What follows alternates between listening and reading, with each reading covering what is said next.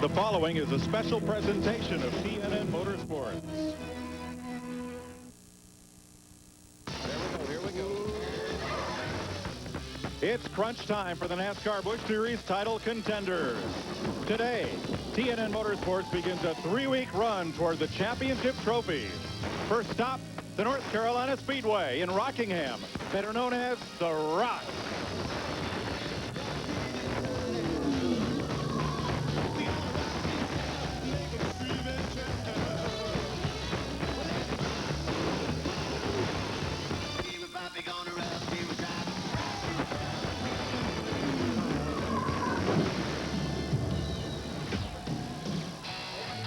This 1 mile of asphalt known as the Rock will rip you up and spit you out and end all of your championship as well as race-winning hopes.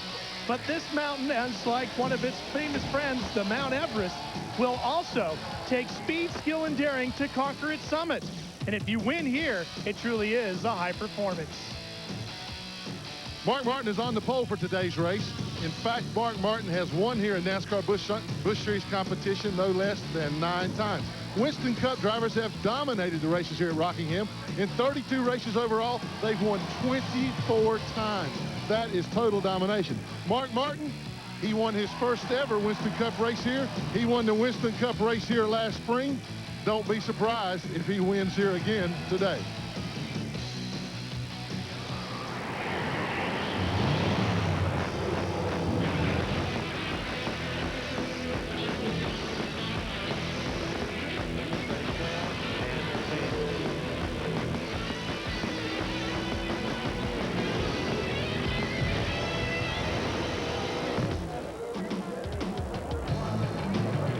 It is a beautiful, crisp, clear 70-degree fall day in the Sandhills of North Carolina as the fans are filing in to take their seats for a Busch Grand National Battle Royale. Race 29 of 32 in the series is the K-Mart 200 from the North Carolina Speedway here just north of Rockingham. Welcome to our live coverage on TNN Motorsports. I'm Mike Joy. The top 3 title contenders are all contained within the first 4 rows, and they'll have a wary eye on each other because we're at the place in the season where every single point counts. Dale Earnhardt Jr., Matt Kenseth, and Jeff Green will race the racetrack and each other, and a lot of Winston Cup stars like Mark Martin that are in the field. Just to qualify for this race was tough. 57 cars attempted, several Busch Series regulars, and 4 Winston Cup drivers were among those that had to pack up yesterday afternoon and go home.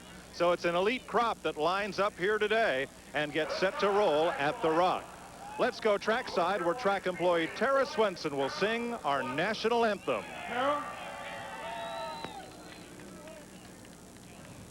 Oh, say, can you see by the dawn's early light what so proudly we held at the twilight's last gleaming, whose broad stripes and bright stars through the perilous fight o'er the ramparts we've watched, we're so gallantly streaming, and the rockets red glare, the bombs bursting in air, carried proof through the night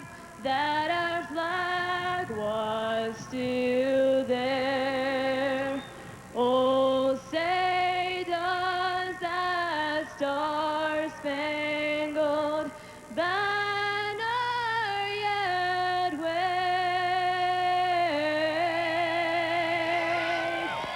o'er the land of the free and the home of the brave?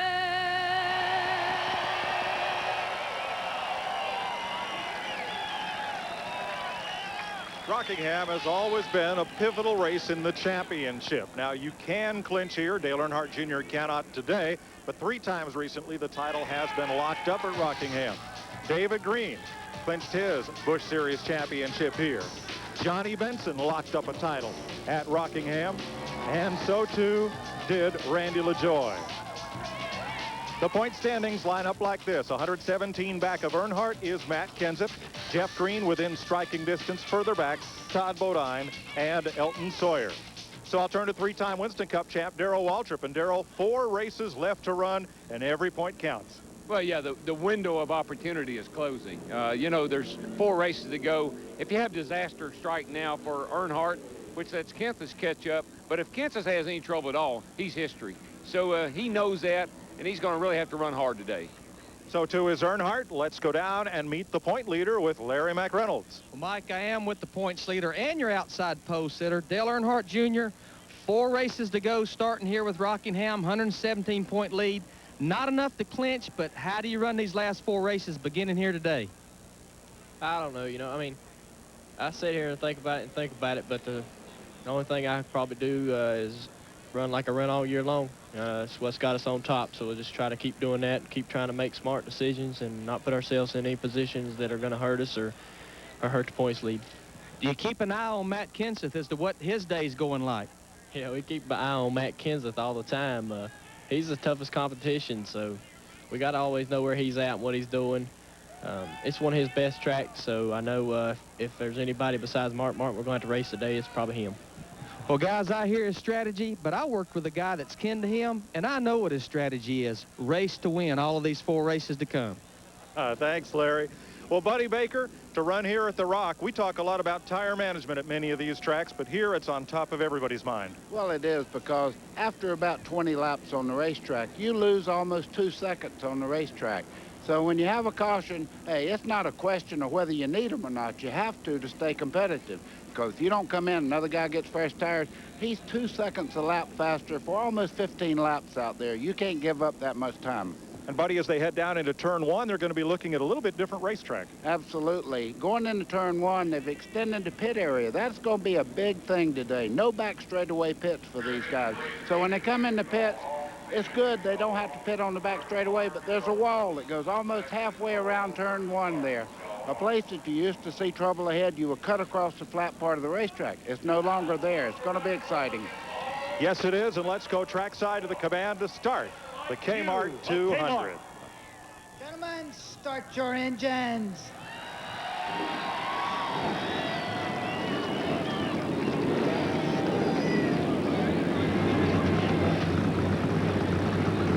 4 races to go, and every point counts. Stay with us. You're watching the NASCAR Busch Series on TNN Motorsports.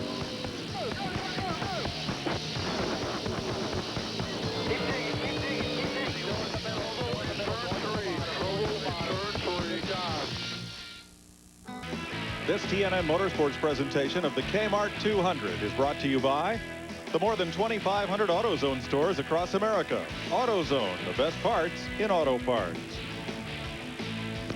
Going to have a packed house on the west side of the North Carolina Speedway along the front stretch grandstands and all the way through turn 1 to the start of turn 2. Here's our AutoZone race analysis for this afternoon. Over $500,000 has been posted for the 43 cars that'll start this race. They'll run 197 laps. That's 200 miles. Mark Martin set the race record 4 years ago. They can go 120 laps on fuel almost, but they're going to need tires in 60 laps or a little more than that. Difference in qualifying between those that timed in just 0.4 of a second separated the haves from the have-nots and went homes. In 32 races here, 24 Winston Cup regulars have ended up in victory lane, 8 Busch Series drivers.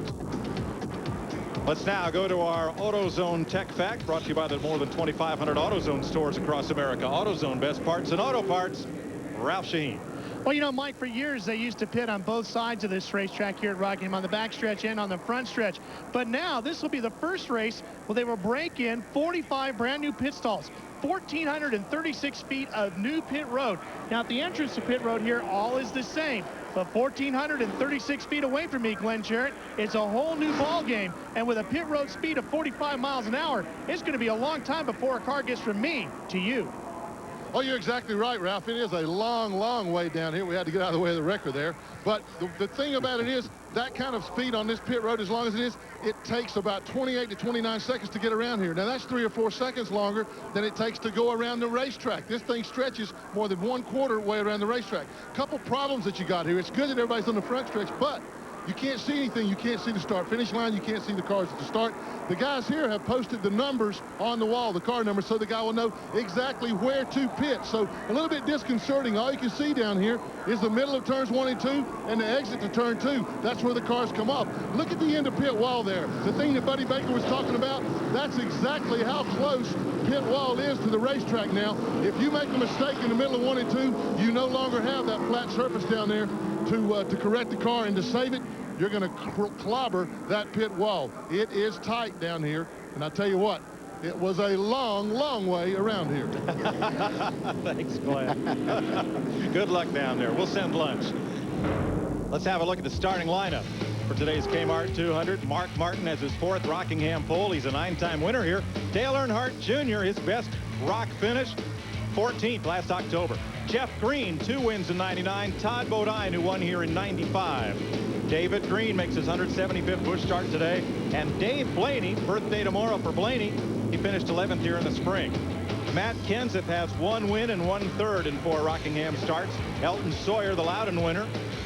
Jason Keller, 2 wins in 99. And Brett Bodine, who won this race in 85. Morgan Shepherd comes back. He's a 2-time Rock winner. And Shane Hall. Casey Atwood, 2-time series winner this year. And Jimmy Johnson in only 1 start this year. Michael Rich from High Point. Bobby Hamilton Jr. from Nashville. Buckshot Jones and Kelly Denton in the 9th row. Mark Green and Kenny Wallace, Cup regular in the 10th row. Mike Dillon with Tony Raines, the leading rookie. Jeff Purvis and Kevin Harvick makes his first Busch Series start. Dick Trickle and Brad Loney. Jason Leffler and Randy LaJoy. Curtis Markham, Mike Garvey, Johnny Benson, Bobby Hillen, Ricky Hendrick makes his 2nd start, and Steve Grissom, Elliott Sadler, and Hank Parker Jr. Then the provisionals: Mike McLaughlin, Phil Parsons, Tim Fedowa, Justin Labonte, Chad Chaffin, and Kevin Grubb. Philip Morris's time was disallowed when his fuel didn't make spec, so Adam Petty gets a provisional spot, and he's in the field. Let's have a look at in-car cameras. Tim Fedowa, number 36. Number 25, Kenny Wallace. Matt Kenseth, number 17, starting 7th. Just ahead of him on the outside, number 93, Dave Blaney. And we'll start this race with the pole sitter, green flag.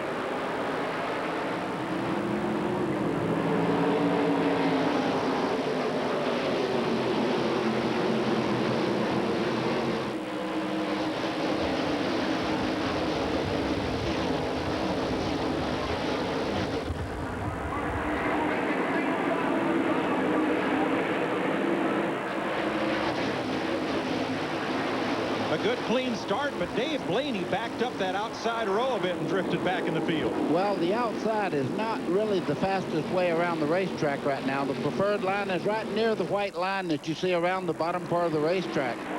For the lead, Dale Earnhardt Jr. That's 5 bonus points right there if he leads back by the flag, and he looks like he has it as he comes off turn 4. That's 5 valuable points towards that championship that Earnhardt Jr. needed. That's a good thing about starting on the front row like that. You got a shot to do that early, and now you can breathe a little sigh of relief and wait for Kenseth to get up there. It's the 20th Busch Series race that Earnhardt has led this year. Glenn? Well, guys, Dale Jr. radioed in right before when they were on their last pace lap, and he said that Mark Martin ran into the side of his car. I guess Mark was scruffing his tires there, but you can see a wheel mark right on the number 3 there on the driver's side. But no damage to either car, I don't think, right now, but a little touch and go early on. Well, Darrell, that was going to happen anyhow. There's a lot of close racing here. 3 wide in the corners. Smoker down in turn 1. That's Casey Atwood, I think, just lost an engine down in turn 1. There was a lot of smoke out the left side header pipe as he backed off the gas to enter the corner. I don't believe he put anything down, but I don't know. I cut it off.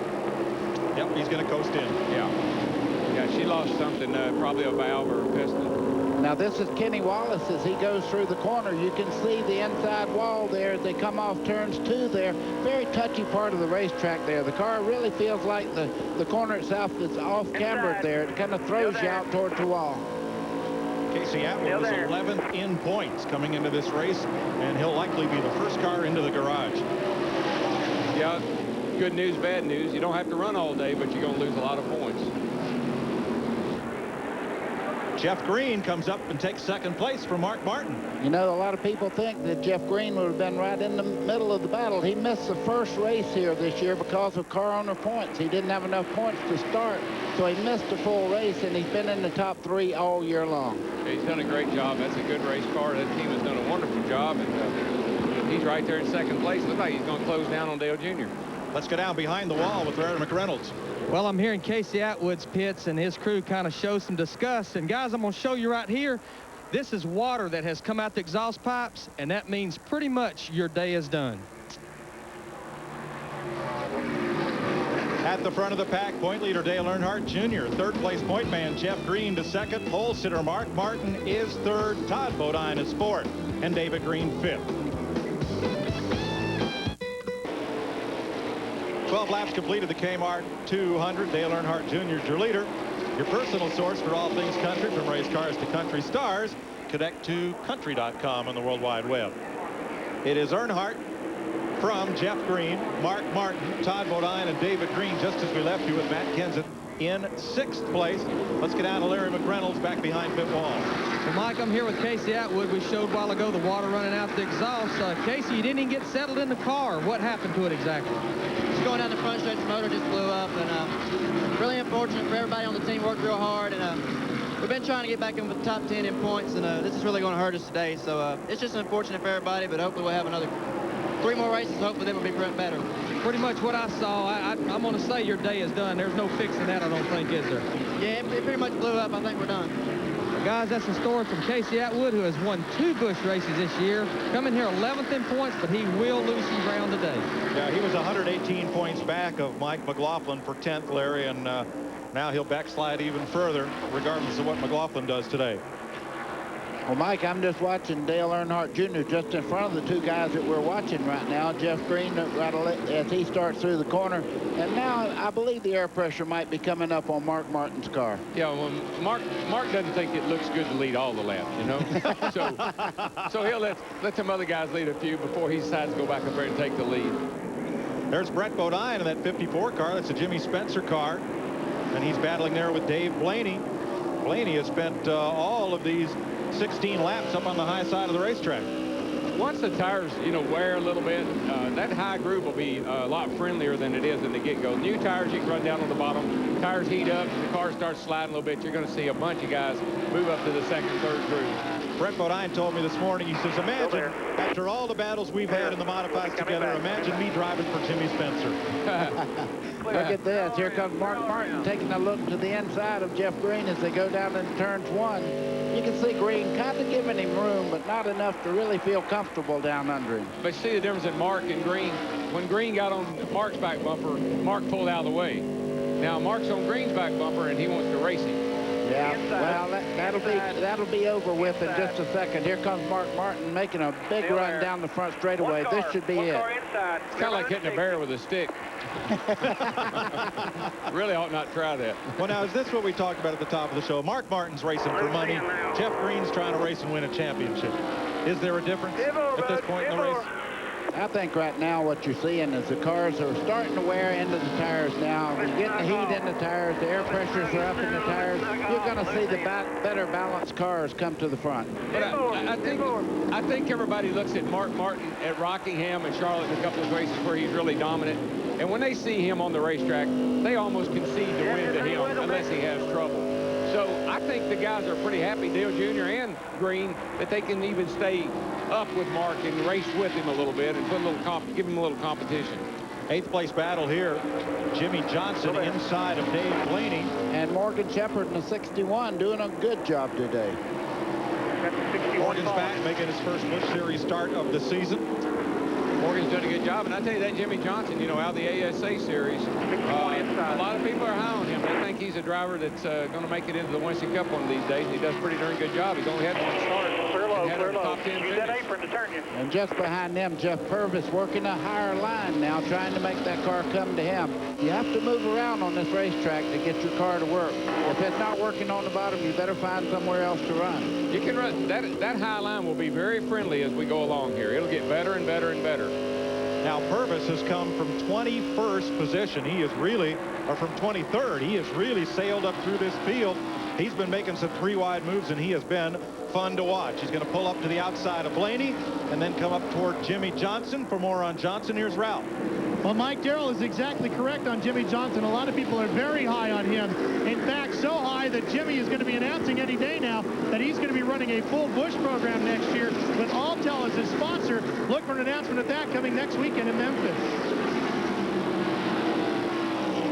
Johnson continues to hold the 9th spot in front of Blaney and Purvis. Dale Earnhardt Jr. continues to lead Mark Martin and Jeff Green.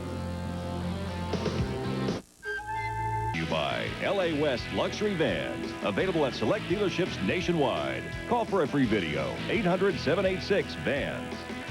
Communications provided by Racing Radios, the leader in racing communications worldwide. Call us today at 1-800-669-1522 for all your two-way needs for race teams and scanners and headsets for the fans. And at the track, see Track Scan on Vendors Row for all your on-site scanning needs. And by Featherlight, the official trailer of NASCAR, kart, IRL, NHRA, ASA, and World of Outlaws. Remember to call Featherlight for all your trailer and motor coach needs at 800-800-1230.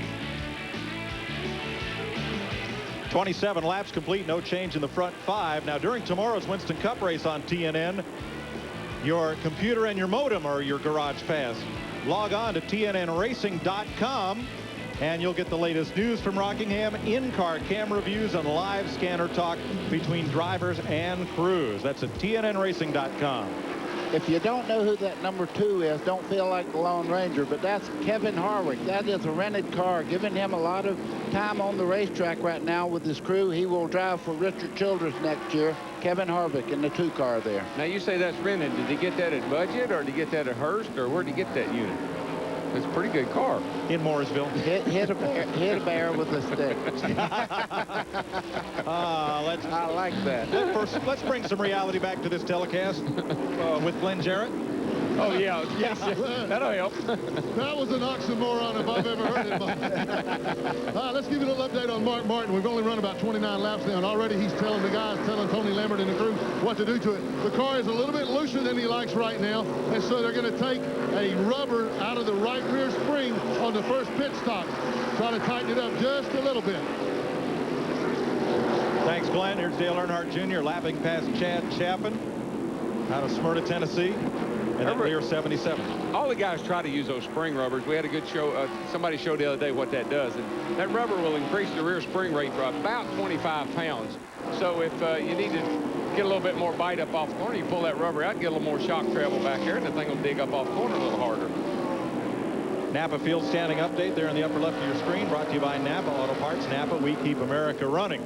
Matt Kenseth has fallen to 9th place, and the second place man in the point standings is dropping back a bit. Larry? Well, Mike, he has complained to the crew that his car is very tight. It will not turn. Now, Buddy and Darrell, the problem with that at Rockingham is the tires lose grip so bad that even when your front end won't turn like his is doing, you still will get loose off the corner. And the thing about it, once the front end bites, it makes the car even looser. So he's going to have a compound problem as the laps unwind here.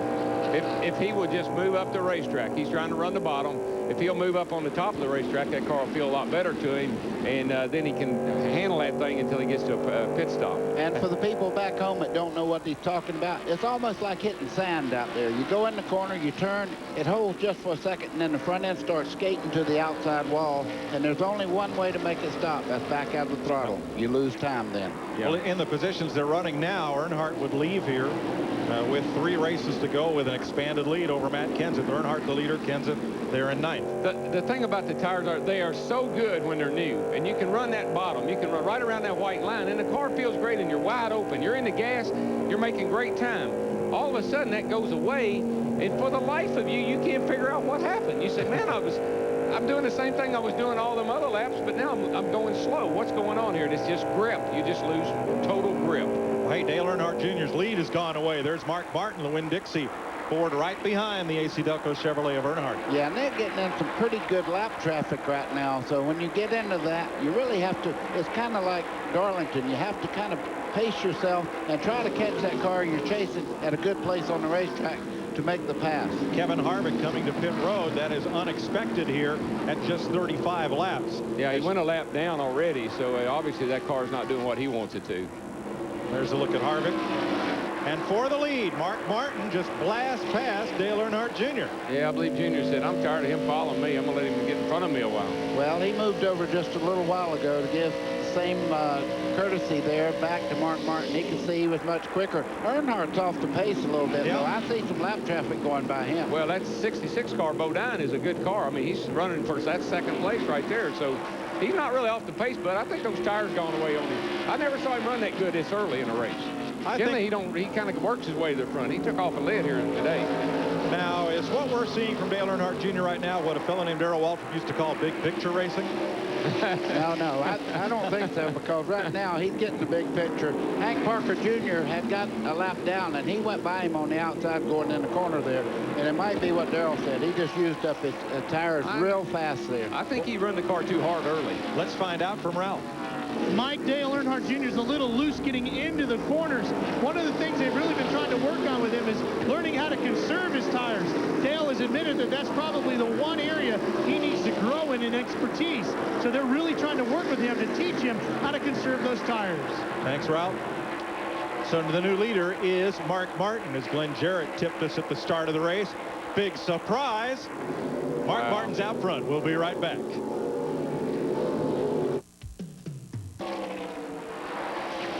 .43 laps complete. Mark Martin leads Todd Bodine. Check out NASCAR Thunder. Race right into the official store of NASCAR, now open in lots of cities. For locations and information, call the number on your screen weekdays. And check out NASCAR online before, during, and after the race. As a special treat, Buddy Baker will be online at NASCAR.com after tomorrow's race to discuss with you everything. And I will be there this time. I said that. Yes, I will. All right, we're going to pick up Kenny Wallace here. He is running in 12th place in the Duralube Chevy, the Ed Renzi car. Car looks pretty good. He's running a pretty good low line there. And, oh, there's suspension.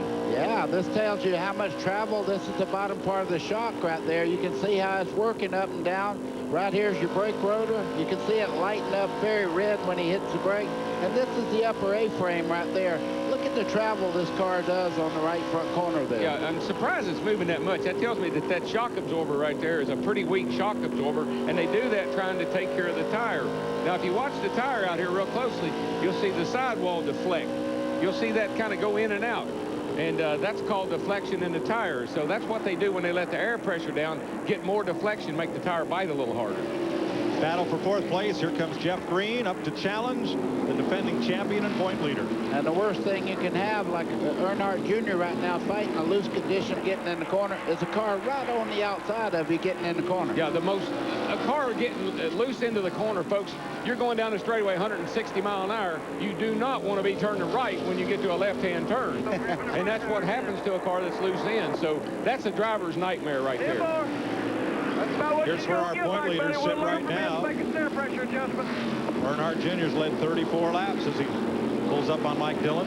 But I got to tell you something. I know we're watching these two guys here, and they're running Theo Jr., but that 66 car, somebody said earlier, buddy, talking about Todd Bodine, he is chasing down our leader there. Well, you could... Here he is right back here. There he goes, and there goes Mark up there. So, how many times have Mike Joy and I have done races on mile racetracks? Todd Bodine, for some reason, is kind of like Cale Yarborough. He has a knack for this type of racetrack, almost a build, if you will, to run this type of racetrack. Little short neck, very stout, and really gets around these types of racetracks. Watch out now, watch out. You start talking about drivers' physique. Physique? What do you call it? What do you call that? Stature? Well, I don't know. Stature's a good word. That's a better word, yeah. Yeah. Uh-huh. I looked that up in the McGinnis Book of Records. Jeff Purvis has had a strong run here. He started in 23rd place. Purvis, number 4. The Lance Snack Chevy is up to 6th. And here comes Brett Bodine right with him as they move past Dillon. For more on Jeff Purvis, here's Larry Mack. Well, Mike, I talked to his crew, and they said that he has not said a word since this race started. And I'm going to tell you, coming from 23rd to 6th in 50 laps at Rockingham, with the way your tires give up, working traffic, that shows that he's got a pretty strong race car. But they said he's not saying nothing. He's just focused on going to the front. Right now, he's doing a pretty good job of it. The one thing I do question, though, he's up there where nobody else is running. Is that wearing that tire a lot more because there's no rubber down up there, Darryl? I don't believe it is now, because this track surface is pretty well used up. It doesn't have the grip much of anywhere, so actually it should be easier on the tires. The reason he ain't talking is because he ain't got time. He's too busy. He's too busy. Let's check with Glenn. Well, yeah, guys, you were talking about exactly what I was going to try to throw in there, and that is Purvis way up top. He and Dick Trickle and Bobby Hillen were the 3 that I have seen down here in the middle of turn 1 and 2 going that high on the racetrack, and probably checking Purvis's lap times. And since he moved up there, his lap times have gotten consistently better. In other words, they're not falling off as much as some of the other guys. So he just moved around Jeff Green a lap or 2 ago, took a position from him. So it's working right now. And I kind of agree with you, Darryl. You're not turning the car quite as hard, so it might reduce whatever friction or extra friction you might have for a harder surface up there. We'll see. So Jeff Purvis is up to 5th place and on the move. Here's your leader. He's led over 40% of all the Busch race laps he's run here at Rockingham. We'll call it Markingham. Why not? K-Mart. What keeps them together? What sets them apart? Tightrope, the brand new album from Brooks and Dunn, featuring their latest smash, Missing You, in stores September 21st. You know, saying Brooks and Dunn have another new hit is like saying Mark Martin's led another Busch race at Rockingham. Yeah, but don't forget this car right there. That's Todd Bodine, and he is catching the 60 car Mark Martin on a pretty good clip right now. And Darryl, we were talking about the higher groove not long ago. Everybody's starting to go up there now. So tire wear, I think, is going to pretty much neutralize, and people are going to be looking for fresher parts on this racetrack to get a little grip. Yeah, well, the thing that makes Mark so good is he can run high or low. I saw him run some good laps up high, but when he gets in traffic and he needs to go to the bottom, he can go to the bottom, and that's really what makes his car good. One car hadn't moved up much, and that has been Bodine. He stayed pretty close to the bottom. That 44 car, by the way, is Justin Labonte. He's getting a lot of seat time. That is not Terry Labonte or Bobby Labonte in that car. That's Justin Labonte. Let's check with Ralph for more on the second. Oh, trouble in turn 2. One car had gotten very loose at the top of the racetrack, and as it regained control, that squeezed everything together. We were just talking about Justin Labonte, and he was one of the cars involved there. He was the car that went around first. I'm not sure if he hit anything or not. I know he... You can see the tire mark right there on the back of that quarter panel where he got hit just behind the tire. He got real bottlenecked there with that 90 car up against the wall. And the 90 car just started coming down the hill and didn't leave anybody anywhere to go. First caution of the day. It comes out at lap 60. 3 cars get together in turn 2, and that's right where the leaders were lapping traffic. Let's see what happened here, buddy. Well, you see Labonte already in trouble there, but there was contact back in the corner there that sent him around. He was tagged there, but 3 cars were trying to get off that very tough corner on turns 2 there. Look at everybody else weaving by there. I believe the 90 car was the car up against the wall, and he had a flat tire or something. He just came down, and when he did, it just blocked everything up. Yeah, see this car up here? Yep. He's going to come down. Watch this. Yeah. Right there, he gets tagged. Brad Loney was the top car. Elton Sawyer got into Justin Labonte as Labonte came down the racetrack to miss Loney. Exactly. One more look as the leaders begin to pit. Right there, there's contact. You see him. Elton Sawyer had nowhere to go. If he went down on the bottom part of the racetrack, that would have stacked up a bunch of cars. So he had to get in the back of Labonte there. That had the makings of a huge wreck, and for it to come out like that right there, and everybody's still going, that's incredible. Leaders are in. Larry McReynolds with Matt Kenseth. Well, I'm in Matt Kenseth's pit, who had fallen back to 9th. He, again, had been complaining his car was very, very tight. They're going to put a half a pound of air in the left front tire. That increases that spring rate, and they're going to raise the track bar about 3 rounds, which is quite a bit. 4 tires, and you better believe after 60 laps, that's going to be a great feeling, Ralph. Larry, over here with the 66 of Todd Bodine. He's tight in the middle. He's going to take a half a pound in the left front. Dale Earnhardt Jr., on the other hand, is loose going into the corner, tight coming off. They're going to put 1 pound in the right front and pull out the fender, Glenn. And Mark Martin is already down and away, guys. 4 tires and fuel. And they did take the rubber out of the car. It's only about a third or a quarter of a rubber, so it didn't take a whole. It didn't change the spring rate a whole lot, but it will change it some. And as Darrell said, just the slightest little bit of the rubber can make as much as a 25-pound difference in the spring rate. So he did get that done and got out first. Thanks, Glenn. 61 laps are complete. First caution flag of the day is out. We'll be right back to Rockingham on TNN Motorsports. Welcome back to Rockingham. They've just waved the green flag for the restart. 64 laps in. Mark Martin leads Todd Bodine, Earnhardt Jr., David Green, Matt Kenseth, Jeff Purvis, Brett Bodine, Jeff Green, Jason Keller, and Kenny Wallace, the top 10. Let's recap pit stops first with Glenn. The biggest talk down here has been Jimmy Finnick, Mark Martin's crew chief on his Winston Cup car, is also down here. They have this pit stop for tomorrow's race, so he's been observing activity down here. The biggest thing that he doesn't like is you just can't see. They were asking Jack Roush to spot for them to tell Mark when he was like 4 or 5 stalls away to be ready to turn in. It is difficult to see down here. Larry McReynolds? We talked about Matt Kenseth's pit stop. 16-3, come in 9th and went out 5th. Now, the good news is it's the same crew that will be hitting him tomorrow in his Winston Cup effort here at Rockingham. But the bad news is it's not the crew that will be working with him next year when he runs a full schedule. Ralph? Larry, one of these Goodyear Eagle Racing tires mounted on a rim full of air weighs about 50 to 60 pounds. When Dale Earnhardt Jr. made his pit stop, the crew was putting the tire up on the car, banged the side panel a little bit too hard and bent it in. The next time they pit, they're going to have to pull that back out. They're a little worried about it running on the tire right now, the left rear, Mike. Thanks, Ralph. New leader is Todd Bodine from Mark Martin. Boy, I tell you what, it's like an old movie. You see him move over, let a guy go, let him go out there, lead a little while. Air pressure build up in the 60 car, Mark Martin, and then he goes back up and takes the lead. But I will tell you this, that guy right there leading right now is just absolutely good on this type of racetrack. It'll be a little tougher for him to go back and run him down, I think. In October in this race, 1995, Todd Bodine only led 1 lap. The last lap, he beat Mike Wallace to win here. Yeah, and he won the race in the Chevrolet, I think, that year, and I think it clinched the manufacturer's title for Chevrolet, and I think he was a Ford driver at the time. Let's go back to 5th place. Now there's Kenseth, just ahead of Brett Bodine in the 54 and Jeff Purvis in the 4. For those that don't know who Kenseth is, it's that yellow car, number 17 there. Yeah, I think his car's a little better than it was too, buddy. He fell back pretty quickly on the first get-go, but he looks like he's trying to move forward this time. Well, I think right now he's trying not to create a problem for himself, because right now he could get a little antsy and maybe get himself into a wreck, and he knows to even close in on Earnhardt. He needs to keep him in sight and not make a mistake that could take him out. One thing that young drivers have to learn is not to beat yourself. That's one thing that it's hard to drill into them. Oh, got trouble down the back.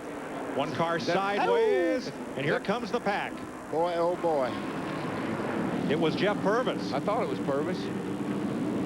I cannot believe that ended up being a 1-car wreck down the back straightaway. Purvis got turned going down the back straightaway there. I think he's running that high line, and I don't think somebody must not known he was out there. Oh, he's got a left front cut down there, you can see. That's probably from the spin, I'd say. And as they came to the flag for about 20th position, they were 4 abreast here. So Jeff Purvis will limp back. He didn't hit anything. He just got a tire down. And the right rear is flat also. Yeah, it just that's from the right front flat. He did a bunch of spinning back here. Yeah, he's dragging some pretty valuable parts off right now, getting back to Let's see what happened to him here, buddy. Now he's going down the back there. All we see is smoke. Kevin Harvick just did miss him on the high side there in the 2-car. Can't see what happened, but I'm thinking he was on that outside and got clipped, probably. Well, and very lucky that the folks behind him did not pile in. Steve Grissom has some damage on the left rear corner as everybody whoa-ed up for Jeff Purvis. 72 laps complete, 2nd caution of the day. We'll be right back to the North Carolina Speedway on TNN Motorsports. If you're trying to... The K-Mart 200 on TNN Motorsports is brought to you by Napa Auto Parts. Napa, we keep America running.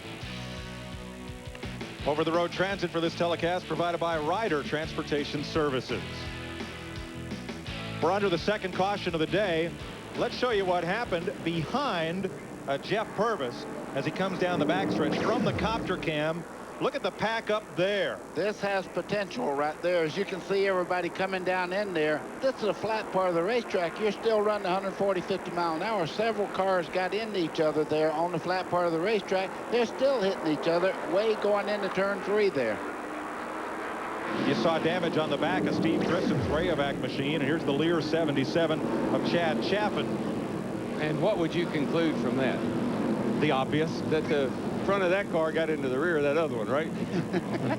Let's ride through this wreck with Kenny Wallace. That's Purvis on the outside right there. That tells you. He and Jeff Green. Yeah. I mean, really no reason for that. It just... Yeah, those guys are neighbors. That shouldn't happen. Grew up in Tennessee. Raced there a lot. Purvis and Jeff Green got together, and that put us under that second caution of the day. We're set for the restart. Todd Bodine, 66. The Phillips 66 car is your leader. Mark Martin's Winn-Dixie Ford. Dale Earnhardt Jr. is AC Delco Chevy. And the Glass Dynamics 41, new sponsor for David Green this week. He's fourth.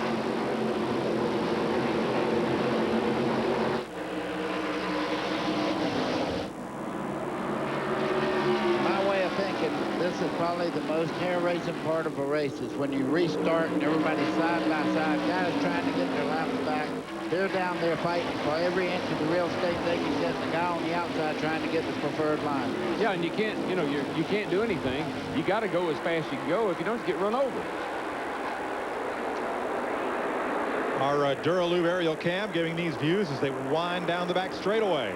Adam Petty, Kyle's son, that's the second time he's taken a car to the inside 3 wide in the last lap. Sometimes you get lucky.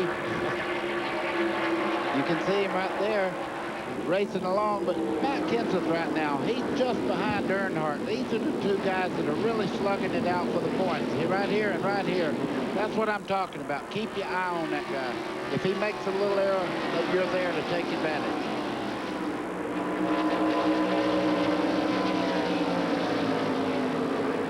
At the point, Mark Martin's putting the pressure on Todd Bodine, whose best finish this year was second at Raceway Park in Indianapolis.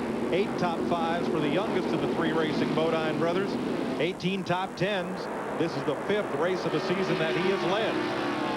Mark Martin looks to be better right now. He goes to the bottom of the racetrack, and Todd Bodine goes high up on the racetrack, and he just goes right on by. That's the patent Mark Martin move off of turn 4. He can get that left wheel down on that white line and hold it there all the way off that corner with the gas pedal on the mat. For more on Bodine, here's Ralph.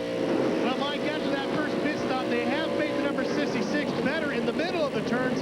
Todd says, however, it's still a little loose coming off of the corners, which helped Mark Martin get around him. They're talking about maybe taking a ½ pound of air out of the left rear. You can just do so much. I know people home say, ½ pound, what are they talking about? You can just do so much with these cars playing with that air pressure. A little up, a little down, it changes the car dramatically. We used to have to do it with wedge bolts. Now you do it with air pressure. What's a ½ pound of air worth? 25 to 30 pound change of spring? Yeah, probably. At the wheel. Look at Bobby Hamilton Jr. right here in this 22 car. He's really hauling it right now. He's running every bit as fast as the leaders right now, and he's trying to get back on the lead lap. You know, it never fails to happen here. You start near the back, and you got somebody like Mark Martin that's really, really fast. You go a lap down early, and then you get your car better, and you got a good car, but you're a lap down. Now the car just ahead of him is in the same situation. The Gould's Pumps 34. Mike McLaughlin had to take a provisional, and McLaughlin right there ahead of Hamilton are both trying to get back on the lead lap. But let's tell them the real bad part of this story. As they go along about 15 to 20 laps and get those tires hot, those two cars up in front have already proved they have good balance on the racetrack, and they're on fresher tires right now. The good cars will come back to the front. Yeah, and that's why it's almost impossible to get that lap back. You just can hang with them, but you can't outrun them. To update Jeff Purvis, he's back on track, but 1 lap down from the leader as we watch this battle for third. And Matt Kenseth moves up into the 3rd spot. DeWalt Chevy moving ahead of David Green. Y'all know Purvis, that spin didn't bother him. He's right back up there in that championship groove, baby.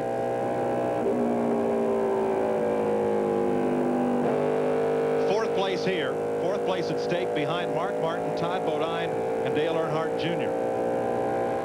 Now there's Purvis's number 4 on the left side of your screen.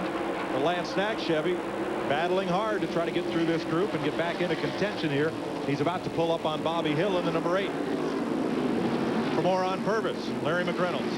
Well, Mike, I talked to Johnny Allen right after that spin a while ago, and he said right before that caution come out, even though he was moving to the front, that Jeff had complained about the car being tight, the front end not turning. They made some slight adjustments on that pit stop. He said even after the stop, when they did go back racing, the car was still too tight. They're going to take a ½ pound of air out of the right front and out of the left rear. The real problem that they're concerned about is when he spun out, he drug the valance, the front end of the car, and folded it under. And that takes a lot of front downforce, and the bad news is that that will make the car even tighter. They tried to get it pulled out. They're just going to watch his progression here and see if he can make this lap up. Well, Larry, you couldn't see what happened just as you started talking about that. Jeff Purvis made it 3 wide coming off turns 2 over there. Bobby Hillen got into the outside wall there, almost got up in the air, but very lucky he went right on.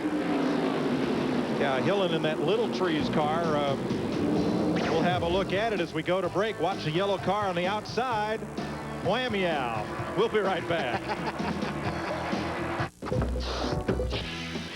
Mark Martin continues to lead from Todd Bodine.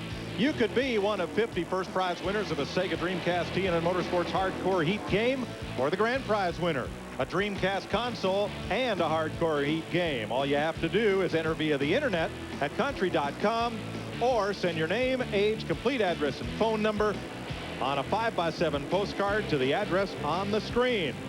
Send your entry before midnight, November 21st.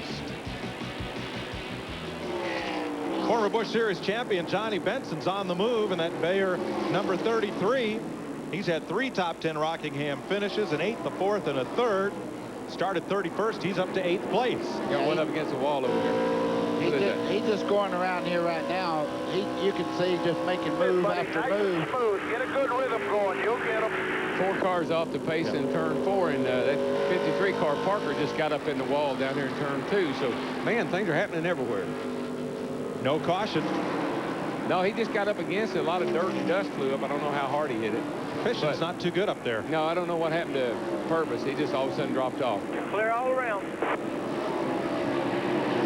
These guys will be going at it all day tomorrow, Mike. These 2 we're watching right now. The Pop Secret 400 is tomorrow on TNN. If you had smell-o-vision, the air is thick with microwaved popcorn in here right now, I promise. Yeah, if you hear something besides cars crunching, that's me and Buddy eating popcorn. Kenny Wallace, you're riding with him, looking back at Johnny Benson as they go down the back straightaway.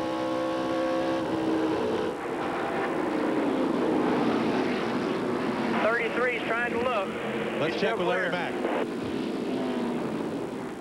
Mike, I talked to the crew chief for Johnny Benson, and he said the only thing Johnny has said, guys, don't touch this car. If you don't even have to clean the grill, don't clean the grill.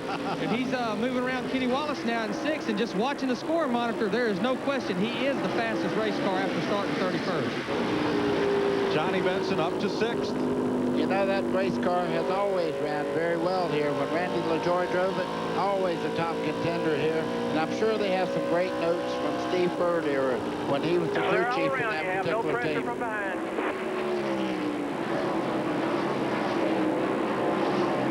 Johnny Benson running 6th was the fastest car that lap. Martin, your leader, the Winn-Dixie Ford, the Phillips 66 Chevy, Todd Bodine. In 2nd, the AC Delco Chevy, Earnhardt Jr. In 3rd, the DeWalt Chevy, Matt Kenseth. David Green, Johnny Benson, Kenny Wallace. Excuse me, Jeff Green in 5th. Johnny Benson, Kenny Wallace, David Green, Dave Blaney, and Jason Keller. Timing and scoring on your screen, brought to you by MCI. On net from MCI WorldCom, your one connection to the world.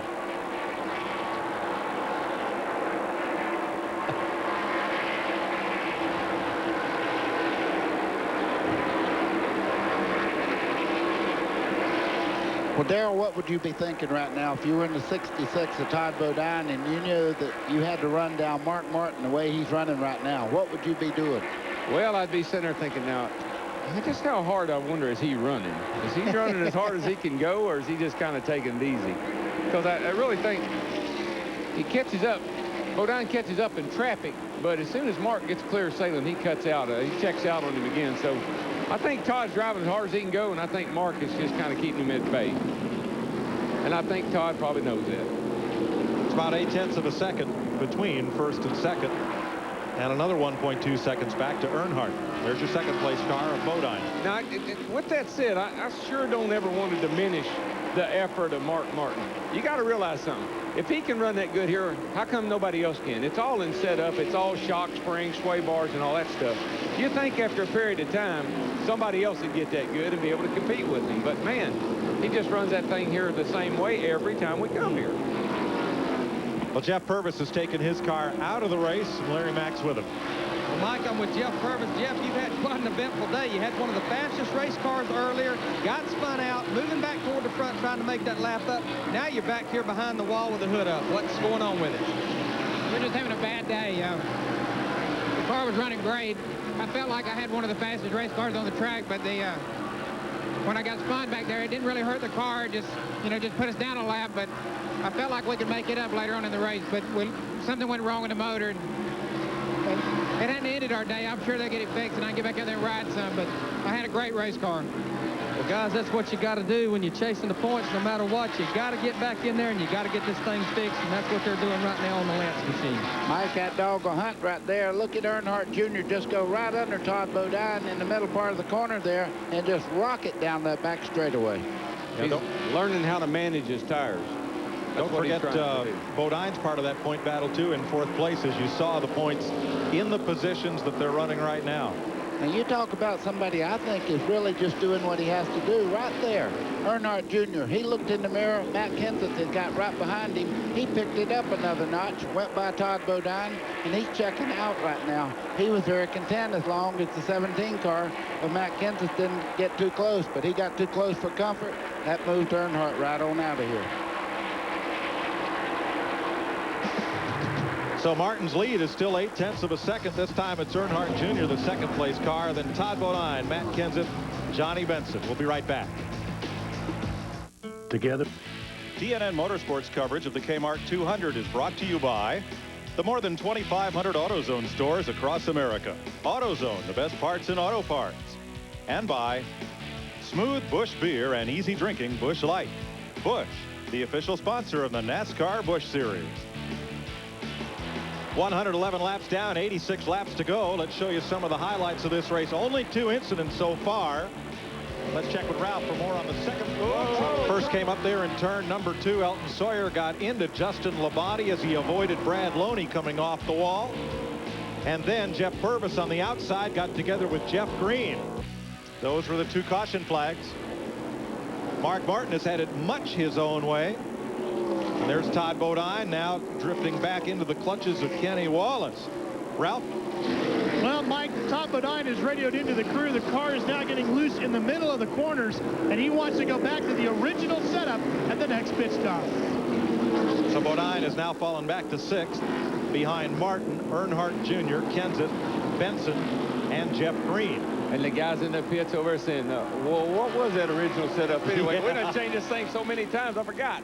Yeah, but what it really means is the center part of the corner is where you pick the throttle back up full, and if it's sideways, you're not going to do that. No, but these Busch cars, they try to run them as free as they possibly can, as loose as they possibly can. They don't have a lot of power, don't have a lot of acceleration, so they got to keep them right on the edge of being loose all the time.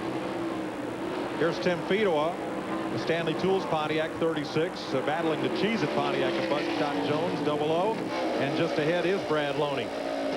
Now that fight's back about 17th place with Fedowa 1 lap down. Glenn? Yeah, guys, Tim has had kind of a rough weekend. This is normally one of his better racetracks. The 1 mile facilities like here in Nazareth, Pennsylvania, he runs well. But yesterday during qualifying, he had one of the fastest cars in practice. He got in the wall during qualifying and had to go to a backup car, and they didn't get very much practice with it, and he just never has gotten that thing dialed in. So he's laboring along back there. He's having a rough, tough day. And I know he's hating it because he loves this racetrack. Well, you could hear he was having a lot of trouble right in the center part of the corner where he wanted to get back in the throttle. He had to back out of it and milk it a little bit there to keep it from spinning the rear tires. Well, look at that left front corner on Vidoa's car. So it's aerodynamically challenged, I guess you'd say, since you can't say handicapped. Well, you could say diswrecked. Yeah, on the front you could there. say that. That's pretty much it. That tape does a good job, though. Bowed up. 116 laps, 117 as Mark Martin crosses the stripe. Earnhardt Jr. half a second back, and Kenseth closing in. Yeah, Kenseth is really reeling in. Not only Mark Martin, but he's catching the guy right now that he would love to be in front of. Earnhardt Jr. right here. This is Kenseth, and there, Mark Martin's just right up here, just out of that shot. We're right there. Yeah. Oh, here goes Kenseth to the bottom of the racetrack. Not going to take it 3 wide. They moved around Mark Green. Let me ask you something. Do you think either one of those two cats are thinking about Dover about now? Oh, look at this. Oh, Earnhardt I just hope pulled not. over and let him go by. Now, that's sportsmanship. Do you think either one of them cats was thinking about Dover about now? I don't think so. Those two drivers have each only had one finish out of the top 30, and that was at Dover in September when, challenging for the lead, Earnhardt lost traction to the bottom groove, slid up, and smacked Kenseth out of the race. For more on Matt Kenseth, here's Larry. Well, Mike, I talked to Robbie Reiser, and Robbie's probably one of the most intense crew chief on this Busch Grand National pit road. You don't get a lot of information out of him, but he gave me the high sign that the changes they made back about lap 60 has helped that race car. And as you saw, Matt Kenseth just moved into second place, but the problem is the guy he's chasing in points is right behind him right now. And remember, Dale Earnhardt Jr. has led a lap today, which gives him 5 more points.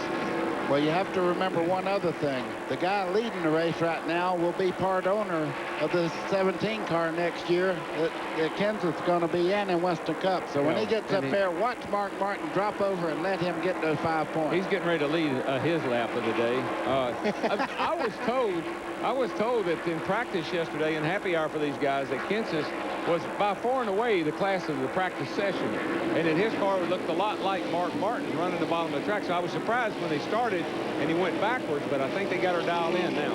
Look at Mark move up. Here comes Kenseth right now. As you said, Darrell, he's going to probably, not this lap, but next lap, I think Kenseth will be in the lead. Mark Martin stays to the high side, and Matt Kenseth, well, Mark's not making it that easy, is he? He's making it pretty easy. I'd love for him to move over for me like that when I used to run against him. More on Mark Martin. Here's Glenn. Guys, Jack Rouse just told Mark to watch out about 20 laps ago. He told him just to take it easy. Nobody was coming. But then right before Kenseth pulled up on him, he told him to watch out for Matt. And he was on the bottom looking really good to give him plenty of room. And Mark did just that, stayed up on the high side. So right now, Mark's car not quite as good as it was. And Kenseth absolutely is hooked up down on the bottom. He's the only fast car right now that can stay nailed right to the bottom. And you want to see what 4 tires will do. Watch this cat right here. Well, he's gone now. Hank Parker Jr. came in, got him 4 tires. He's blowing by those leaders. Here's Benson battling now for 4th place. Well, it's not much of a battle right now. They're running side by side down the front straightaway, but Green got a tremendous run off the corner there. Benson's very, very patient, too. That's the other thing. Oh, Jeff Green wiggles a little bit, and here back battling for 2nd. Mark Martin's going to come back around the outside of Dale Earnhardt Jr. Mark's starting to really wash up the racetrack, making me wonder just how good that car is at the present time. He might have used his car just a little much there at one time. Listen to that motor as it backs off. Just kind of got a little backfire to it? Yeah, well, they do that. These 9-to-1s are real bad to backfire, pop. The flame will come out the pipe. That's unburned fuel. It just kind of rolls out the tailpipe. Can I take back my last statement? I just watching Mark Martin down the back straightaway. It looked like he had a rocket in that thing. Rewind the tape, folks. Let's go back to the battle for 4th. The Kleenex Chevy of Jeff Green and the Bayer Alka-Seltzer 33 of Johnny Benson. Catching and passing are totally different. As you can see, Benson, though, is very patient. He'll work on him until he finally gets him a little bit out of shape and go right by. Well, this is one of the better Busch races as far as the competition staying close together. Normally, there's 2 or 3 guys that just check out on everybody. But we've got several cars here, the first 5 or 6, that are not that far apart. 71 laps to go. You're watching the battle for 4th place behind Matt Kenseth, Dale Earnhardt Jr., and Mark Martin. You hear what he's saying? Step down on it like you have your feet on potato chips. Don't mash down too hard. He said he's getting loose up out of the corner. Still there. Still there. And he'll be there for a while, Still too. there, buddy. We're getting green flag pit stops. Jason Leffler's been in. Shane Hall is in, and now Justin Labonte making pit stops under the green flag. So 69 laps to go. Matt Kenseth, number 2 in the points, number 1 in this race. We'll be right back.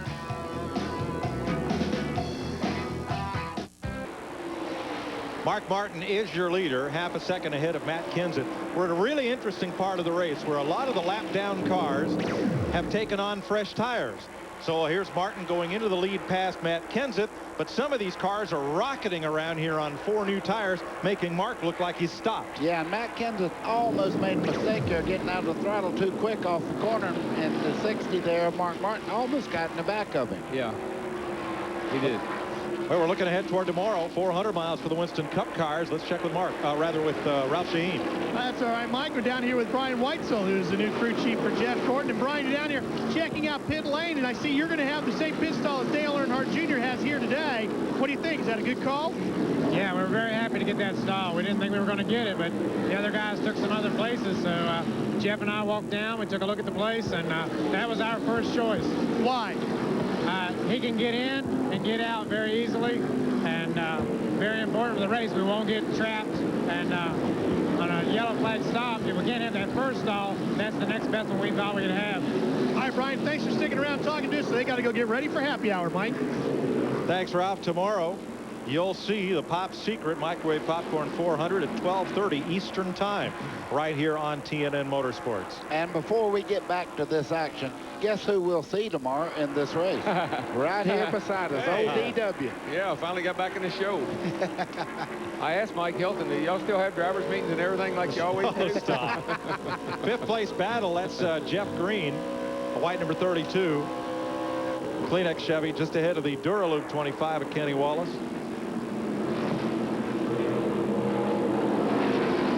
Boy, there's such a huge difference. 2 seconds difference in lap time from old tires to new tires. Well, if you're in that group of the front 5, how long do you stay out before you come in for tires? The thing is, on a track like this in this pit road, if they make a pit stop under green, they're going to lose a lap, and if a caution happens to come out with one of those good cars still on the racetrack, then they're history. Yeah, and they could lose 2 laps if they have any kind of problems at all in the pit. So the risk of coming in just for tires is too much. Yep. This is where the racing gods, they are either happy or they're not. You make that pit stop and that caution comes out, you might as well park it. Michael Rich makes a scheduled pit stop under green. The Florida Gators 55. MCI timing and scoring on net from MCI WorldCom, your one connection to the world. Larry Mack. Well, Buddy and Darrell, y'all took the words right out of my mouth. It's a cat and mouse game down here as a crew chief for these top 5 cars. When the car comes in and gets fresh tires, that means they're going to go back out there. Going to be about 2 seconds quicker than their competitors that hadn't changed tires. But the downside, you hit pit road too soon, a caution comes out. As you said, Darrell, you're pretty much done. Now, Matt Kenseth, they have decided their car, it's just a little bit loose right now. But as we can see, he's a lot faster, looser than he was earlier, being too tight. So what they decided is they're going to come in, make no adjustments, take 4 tires for this run to the end. But the deal is, who's going to pit first? But you can't be far behind them if you're running right there with them. All right, well, Larry Mack, you're a big-time Winston Cup crew chief as we have a look at Jack Roush spotting up on the roof. You got 56 laps to go, Larry. If you're one of those lead cars, when are you going to pit? Well, I got to believe with only 56 laps to go and they got about 80 laps on these tires, I'm going to wait, and the minute I see one of those top 5 come in, I'm going to be right on his bumper the next lap. I can't give up that kind of track time, but I'm not going to be bold enough to be the first to hit. And the leader of the race, he can kind of sit out there to one of those guys 2nd through 6th, makes that move. He don't have to be the one to make the move first. Okay. 143 goes up on the board, 54 to go. Yeah, well, all things being equal, if everybody pitted, no caution, they come back out, the guy that pits last has somewhat of an advantage if he doesn't wait too long, because his tires are going to stay better longer. He's going to be better at the end of the show. I'm going to tell you, when that 60 hits down pit road, it's going to look like a magnet to these other cars that are running him right now. For those just joining the race here, the 24 just behind Mark Martin there, that's Ricky Hendricks. He's doing a very good job, getting a lot of seat time, preparing himself for the future. Chad Chaffin makes a pit stop as we close down on 50 laps to go at Rockingham in the K-Mart 200 on TNN Motorsports. We'll be right back. The K-Mart 200 on TNN Motorsports is brought to you by Advance Auto Parts. The best part is our people. And by Sierra Antifreeze, the safer antifreeze and proud sponsor of Be Kind to Animals Week. Trouble in turn one. One car has smashed the wall. It is the 22 of Bobby Hamilton Jr. Dale Earnhardt Jr. had come to pit road along with Matt Kenseth. Mark Martin turned to the pits and stayed out. That's exactly what we were talking about right there, folks. That caution flag. Ralph Sheen. Well, Dale Earnhardt Jr. took just right side tires on that, Mike. He was loose absolutely everywhere, and the racing gods really caught these guys out. Larry Mack? Kenseth's pit, and what he did when they saw the caution, they went on and completed the right side change, just like Dale Earnhardt Jr., and they left and did stay on the lead lap, but both of these cars will have to come back in and take the left side tires. Buddy, that move by Mark Martin, that may just have been the winning move of the race. It could have been, because he had decided to come down pit road, and the spotter said, don't come in. Don't come in. There's trouble in turn one. Mark Martin veered back out into the racing line and went around. That could be the difference. Third caution of the day. Let's check with Glenn. And Darrell, you were talking earlier about if the racing gods were smiling at you. They certainly smiled at Mark Martin that time. As you guys saw, he was ready to come in. The guys were up on the wall, ready to make the changes, make the final tire change, and now he gets to do it under the luxury of a caution flag. I asked Tony Lambert if the car was okay. He said, yeah, no changes on the car. When Matt Kenseth went by him, I asked him, I said, is Mark okay? He said, yeah. And I said, he's not having any trouble at all. He said, no problems. And I said, well, did he maybe let Matt lead 5 laps? And he looked at me and said, Jarrett, you ain't near as dumb as you look. It is only the third caution flag of the day for Bobby Hamilton Jr. up in turn 1. And now everyone is coming back in with the exception of Earnhardt Jr., who stays out. Yeah, but I think Junior's a lap down. We'll I believe check that. Junior went a lap down. Kenseth was able to stay on the lead lap, but I think Junior went a lap down. Big difference in position. Larry Mack. Well, Matt Kenseth will come back and get his left side tires, and he told him, even though we don't need a full load of fuel, get in here, fill it full of fuel so the car will turn. That puts more rear weight on it, Ralph. Larry, the one thing about Dale Earnhardt Jr. is able to stay on the lead lap. For some reason, he was able to get out just in front of Mark Martin. They are coming back for lefts, Glenn. And Mark Martin is in. The right side's already on. The left side's going on right now. Cleaning the windshield, filling him up with fuel. They got plenty of fuel in the car. Mark is down and away in about 17.8 seconds. Both pit stops today have been in the 17.8 range. These guys doing a great job. It's a great race car. Mark says the car is as good as he has ever had here. That's bad news for everybody else. Well, part of the discussion going on is it may be that the reason Dale Earnhardt Jr. did not come into the pits that time is that scoring is showing him 1 lap down, and only lead lap cars are eligible to stop the first time the pits are open. So now Earnhardt Jr. along with the rest of the lap down cars can stop. Yeah, I believe he is a lap down because he was much further behind Mark than Kenseth was. Kenseth was running second, and Dale Jr. was losing a ton of time on the racetrack staying out on those old tires. So when he hit pit road, there's a big difference in when Kenseth and Mark hit right. pit road. Let's go to the point leaders pit. Here's Ralph.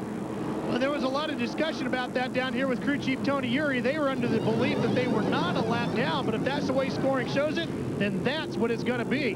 They are here. They are taking the left side tires. He had been loose everywhere around the racetrack. Now with 4 fresh tires, they should at least have the handling back. Unfortunately, not the lap back. So Dale Earnhardt Jr. after this caution flag will come back on track in approximately 12th place. How quickly things change. We'll be right back. There are tickets available right here at the Rock for tomorrow's Pop Secret 400 and for the big weekend coming up at Phoenix International Raceway. The Featherlight Southwest Tour on Friday, NASCAR Busch Series on Saturday, and Winston Cup Sunday at Phoenix. Phoenix ticket office is open right now. Jot down the number on your screen. Give them a call and reserve your place in the sun for the big Winston Cup weekend, November 5th through 7th at Phoenix International Raceway. Let's show you again what happened as Mark Martin, under green, was coming to the entrance of pit road. Jack Roush about right now says, caution, stay caution. out, go back out. Yeah. Yep. That's good. That's a good call on the spotter spot. So Mark Martin hangs on to the lead. Let's get our CarQuest crew chief report of the day from Larry McReynolds. Well, I'm going to tell you guys, I'm here with the most intense crew chief on Busch Grand National Pit Road, Robbie Reiser. Quite a cat and mouse game a while ago. What made you decide when you really wanted to hit pit road to get those 4 tires? Yeah, we needed those tires about lap 60 already, and everybody kind of waited. All the lead cars were waiting for one guy to go. Finally, at lap 90, I thought, well, we better put tires on it because we only got 50 laps to go. So that's why we did what we did. Who made the call as far as the caution come out? Your spotter see that, or did you see it? We saw the caution come, and it was heads up on Matt's part. He yelled 2 tires on the radio, and the guys did a really good job of getting back out and staying on the lead lap. Otherwise, it'd have been a lap down. You made a lot of gains today. Can you win this race today? Well, I don't know if we can win it from where we're at right now, but it's going to be tough. But we ain't out of it, that's for sure. Well, I guarantee you they ain't, guys, because they have made some serious gains on this race car, and they are in contention, and they got their points leader in front of them 1 lap down. That's our CarQuest crew chief report. CarQuest for the store nearest you. Call 1-800-492-PART. 156 laps complete, 41 to go at the Rock. TNN Motorsports exclusive coverage of the K-Mart 200 is brought to you by Napa Auto Parts. Napa, we keep America running. And by Cozone.com. When it comes to computers and technology, we can help. 158 laps complete here. Mark Martin continues to lead under caution. On the World Wide Web, check out wrenchhead.com, your ultimate automotive superstore. For all your repair, maintenance, and performance parts, visit them today at wrenchhead.com. Tomorrow, TNN's race day airs at 11:30 a.m. Eastern Time with more excitement from the Rock.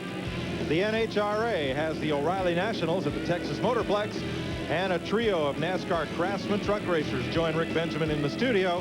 That's on race day, Sunday at 11:30 a.m. Eastern, here on TNN Motorsports.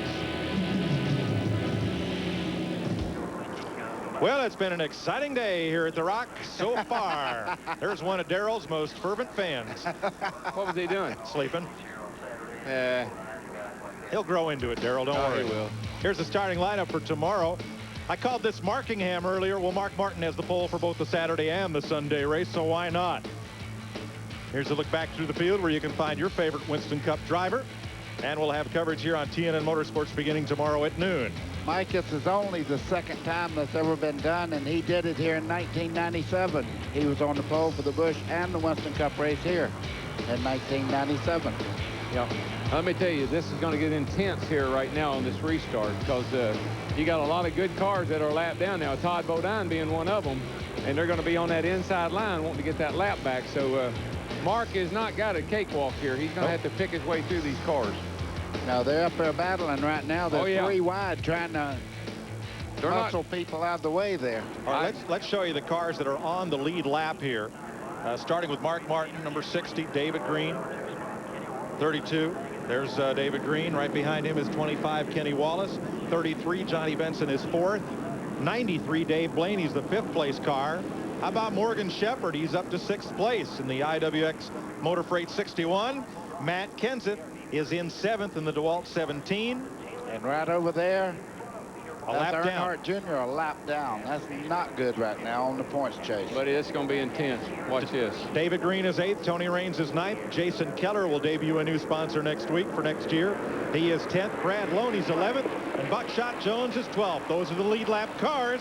We're back under green. Mark caught a pretty good break there. He got by several cars on the restart. Still got his work cut out for him. Oh, I saw a smoker going down in the corner there. Yeah, somebody at the back of the pack there is smoking big time. Buckshot Jones is smoking really bad as he goes down the back straightaway in the 00. 12th place car. Now, you remember earlier that Todd Bodine was giving Mark about all he wanted early in this race. And they're on fresh tires, and Mark has not been the most dominant car out there on fresh tires, but right now he's turned it up a notch. He knows he wants to get away from all that stuff. He don't want any of that stuff behind him catching up with him. Brett Bodine just in front of him, trying to make up a lap there. Ooh, big squeeze off at turn 4, and they were 3 wide for a moment. Ricky Hendrick way up high, Morgan Shepherd in the middle, and everybody else downstairs. Yeah, Ricky got high again. I don't know, his car seemed on new tires sometimes takes off on him.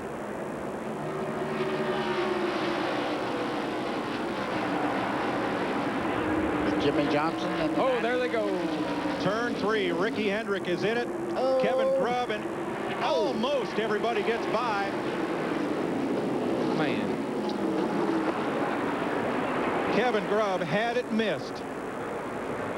Got tagged really hard by Shane Hall. Shane Hall lost the whole right rear corner of that car. There's nothing left back there. He's coming in on the hub itself. Todd Bodine gets his lap back. Look at the back of this car, Shane Hall. There's no wheel, no axle, no anything there.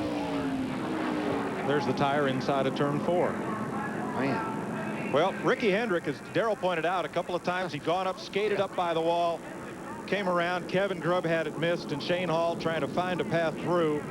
Collected Grubb coming down off the banking. Not really either driver's fault, just not enough room. No, we saw that happen. I saw that happen to Ricky the last restart we had. He kind of took off up the hill down here, and must be something about the air pressure in the car.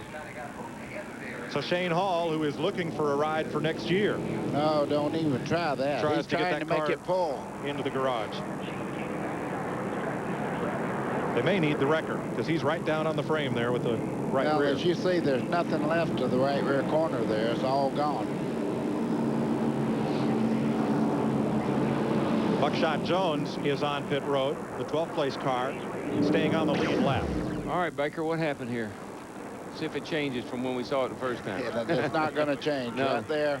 He gets hit there. Yeah, actually, Grubb actually got a little loose getting in that corner and got up in the, and Ricky was on the outside. Now, Ricky's trying to hold it up on the racetrack. He comes over. Now, watch this.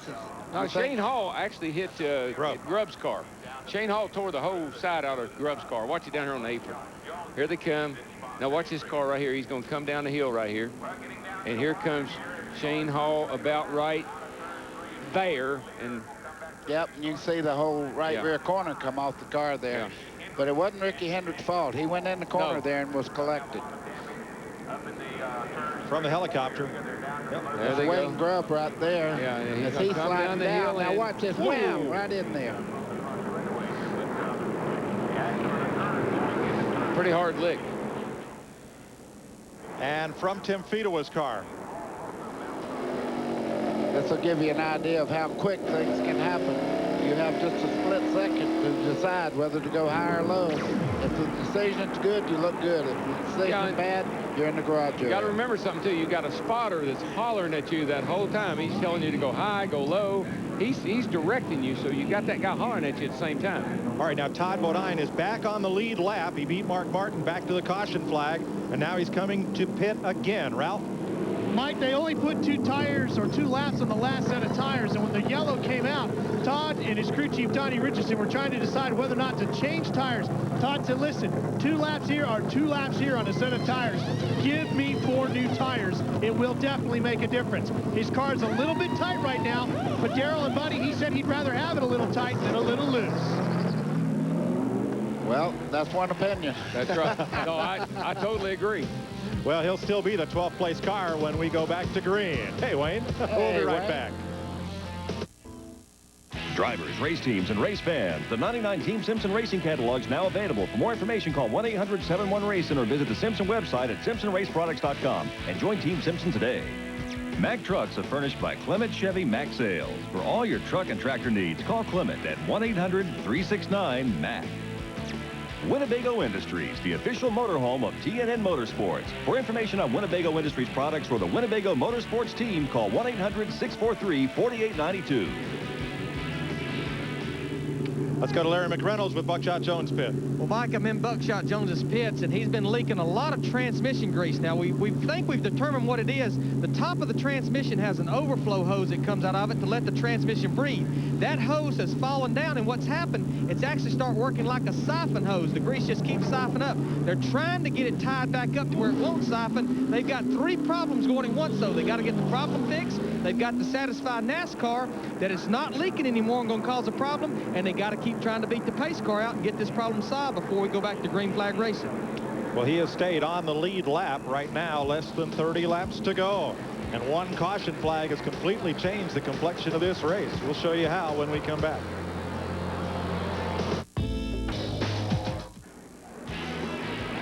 "26 laps to go. We're still under caution.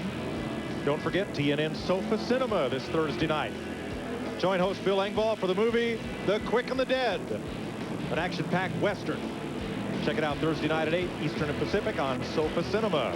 And if you like fender slamming, wall banging action, Friday night on Roller Jam, the Nevada Hot Dice take on the Texas Rustlers. At 7 and at 9, the New York Enforcers, who just won the Wild West Shootout, will battle the Florida Sun Dogs. That's on the Thrill Zone Friday. Let me tell you something. That roller derby stuff is weird. I tell you, I thought wrestling was weird, but that stuff, I don't know. They do some crazy things. And they put fenders on them now. Yeah, they got all kind of uniforms. No, I'm kidding. That's the TNN Thrill Zone. We're in a thrill zone right now. We've got less than 30 laps to go, and we've got 13 cars left on the lead lap. The real interesting part right here is Earnhardt Jr. He's desperately trying to get back on the lead lap. He is 15th. The second car 1 lap down, back behind Brett Bodine. Yeah, I was surprised Bodine didn't get around Jimmy Johnson to get up there in the front, because he's only 1 down, Jimmy's 2 down, so I guess it didn't work out there. Green flag. 25 to go. 26 to go, rather.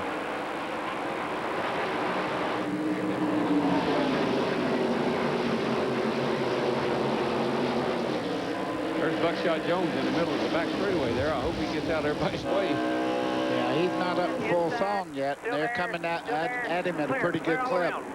You know, he must just come out of the pits, because he wasn't going very fast, and now he's picked that speed up. So he's on the tail end of the lead lap. Yeah, I think he just came out of that pit back there.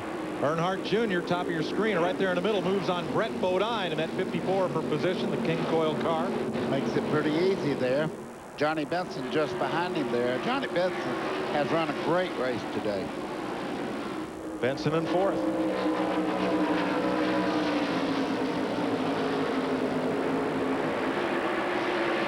They are black flagging the 00 of Buckshot Jones again. He must be putting down some fluids out there. Boy, compared to what he was smoking earlier, it looks like they've got that thing fixed up. Matt Kenseth would take quite a chunk out of Dale Earnhardt Jr.'s point lead. And the positions they're running right now, with Earnhardt was in the pits when a caution came out and lost a lap. They posted a 00. Did they black flag him? They just give him the move over flag just then. Oh, speeding on pit road. Aha. Yeah, and because he's not smoking now, and he's holding his own against the pretty fast cars. Clear all around. Here he comes. Whoa.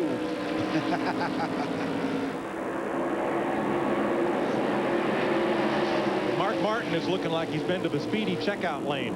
Yeah. You know, 12 items or less, and away he goes. Yeah. Well, the guy that's really in a hurry right now is just behind Mark Martin. As Mark goes down the back straightaway, Earnhardt Jr. has really turned it up. He would love to get back on the lead lap. And y'all excuse me today, but I got about a half a voice going. Boy, you're losing it, bud.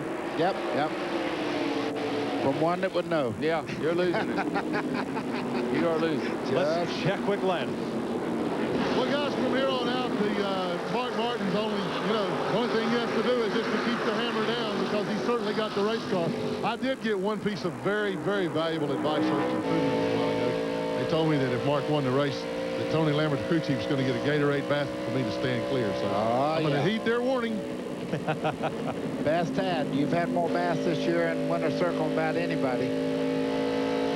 Oh, there's 2 up the hill down there, but they've managed to hang on. Yeah, that's Dave Blaney on the inside.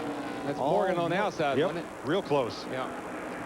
Interval back, Mark Martin to Jeff Green. Jeff Green right there. Jeff Green on the outside, looking to the outside, now to the inside as they head to turn 1. Jeff Green's got a fast hot rod there, boys. He's looking old Mark over. That boy, he always comes on real strong at the end of these races, and he's doing it again today. You see Mark there with a little advantage right from the center of the corner out, just only a car length, but that's enough. It's just able to get that throttle down just a little quicker than the other guy. And I'm sure Earnhardt just behind him would love to see him really get in a dogfight right now and give him a chance to catch up.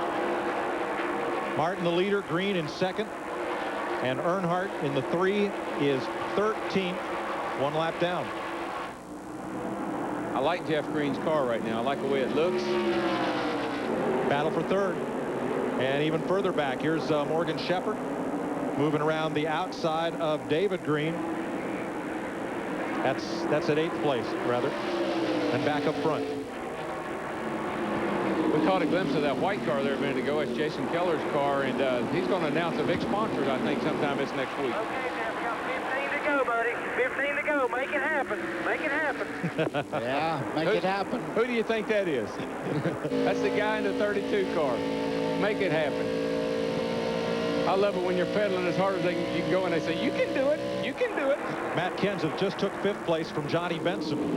So Kenseth's on the move, trying to maximize his opportunity to eat into Earnhardt's point lead today.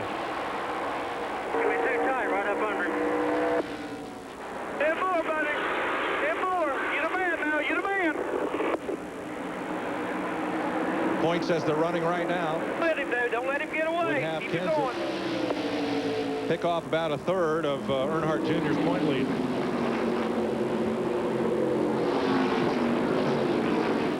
Well, you have to be impressed with the kind of year that Jeff Green's had in that 32 car. He has had a great year. He's won some races, and I know we allude to it all the time, but if he hadn't missed that one, he would be a real championship contender. Now, Jeff Green has not run here at the Rockingham Busch Series since February of '97.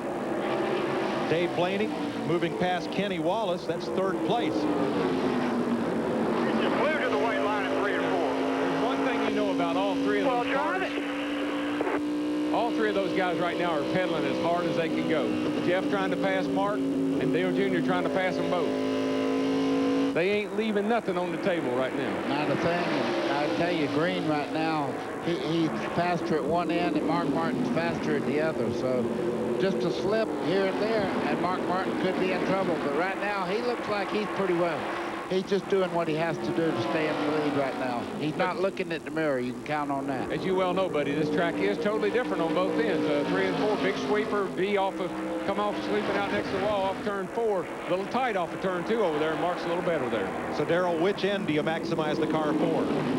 It's always been a compromise here. You kind of can get it right on one end or the other, unless you're Mark Martin. You seem to get it right on both ends, but 3 and 4 is where you really want to work on it. Make it come off that corner right on that white line. The biggest part of the racetrack, coming off turn 4, the bigger straightaway on the front here. It also dictates how you get into turn 1, so it's real important. Look at this. For the lead. He's challenging, boys. I like his chances. I tell you, I've always seen this. When you can get up behind Mark and get real tight on him, he gets a little loose. Well, he's going to make a run at him right now. He's There he less goes. than And we know Jeff Green ain't timid. We know he will put that thing where it's got to go. That was about 6 inches there as they go into turn 3. Well, Jeff's getting in the corner, and he's really running up on Mark, and it's bogging him down a little bit coming off. Hang with him. Hang with him. David Green got past Morgan Shepherd. That was for 9th place as we watch the battle at the front. Mark having to feather the throttle a little there.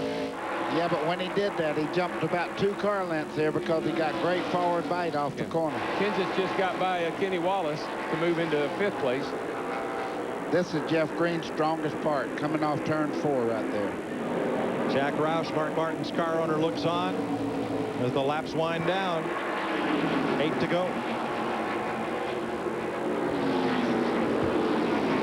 Dale Jr.'s in a tough spot, really. He would like to be able to get up there and try to get that lap back, but he would mess Jeff Green up if he did. So I believe he's really minding his manners very well right there. He's still got a pretty good sized point lead. Ain't no need taking a chance. 7 laps to go. How come when the racing gets real good like this, then the race ends? Hey, y'all got that other bag of popcorn ready up there? Yeah, pretty soon. Darrell, he moved in just now. Green did. He's taking a look on the outside of Mark Martin as they come down into turn 3. Mark a little stronger. Clear all Here around. he comes. Clear all around. Dives to the Clear all bottom. around, buddy. Just not enough pull off turn 4 to do it. Not that time. But he is really good on turn 3 and 4. He don't need to get up high on that end of the racetrack. That's where Mark is. Okay, buddy. 5 to go. Inside. Junior, let him go, Inside, buddy. clear. Let him race him. 5 to go. 5 to go. Lead lap cars. Come on, man. Jeff Green's wife, Michelle, looking 3 on. cars gonna let y'all decide it. 3 cars gonna let y'all have it, dude. Stay after him. 5 to go. Well, they've talked to Earnhardt Jr. spotter. He says he won't mess up the race for the win. Yeah. Lead lap cars, Mark Martin, Jeff Green, Dave Blaney, Matt Kenseth, Todd Bodine. 6th is Johnny Benson, then Kenny Wallace, Jason Keller, David Green, Morgan Shepherd, Brad Loney, and Tony Raines. Yeah, good job today for Morgan. You know, I know he hadn't been out there much this year, and that's a great job for him today, and deservingly so. Benson and Wallace battling for 6th. And I tell you, Todd Bodine, to come from a lap down just a little bit ago, he's going to have a good finish, too. He's done a great job today. He restarted 12th, and those new tires have him up to 5th. Yep, and he's closing down on Kenseth right now. But as you say, Darrell, time is going to run out. Yeah, it's running out on everybody. Well, you see Earnhardt moved out the way now. It's up to the 1st and 2nd place car. Boy, and I would, if I was Jeff Green, I'd go give Dale Jr. a hug for doing that, because daggone, he needed that break. All right, let's wait on Dave Blaney, show you the gap back to the 3rd place car. There's Blaney. He's got a good advantage on Matt Kenseth. In 4th, and then Kenseth is going to may have Todd Bodine to deal with. This is not over yet. Nope. No, it's going to get real intense on the last lap going into turn 3 and 4. 2 to go. If he can get off of turn 4 here, or turn 2 here with him one time, he's got a shot at him. But Mark gets him off of there just ever so slightly.